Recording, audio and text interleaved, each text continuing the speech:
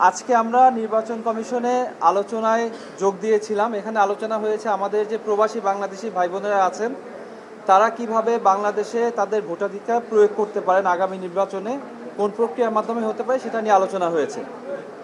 Broadly এখানে তিনটা প্রক্রিয়া ওনারা প্রেজেন্ট করেছেন। একটা হচ্ছে প্রক্সি ভোটিং, অর্থাৎ একজনের ভোট আরেকজনের মাধ্যমে ডেলিগেট করার মাধ্যমে দেয়া।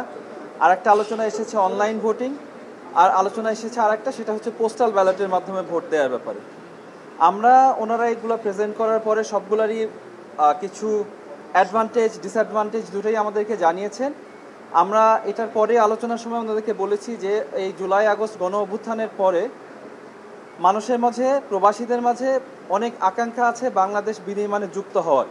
তারা চান তাদের ভোটাধিকারটা প্রয়োগ করতে, এবং সেক্ষেত্রে আমরা নির্বাচন কমিশনকে অনুরোধ করেছি তাদের সর্বোচ্চ চেষ্টা করার জন্য, যাতে বাংলাদেশিরা যারা প্রবাসীরা আছেন তারা সবাই তাদের ভোটাধিকার প্রয়োগ করতে পারেন। এক্ষেত্রের জন্য পাইলট করে অল্প কিছু মানুষের ক্ষেত্রে ভোটাধিকারের সুযোগ দেয়া, অন্য মানুষকে ভোটাধিকার প্রয়োগ করার ওই সুবিধার থেকে বাইরে রাখা, এটা যেন না হয়।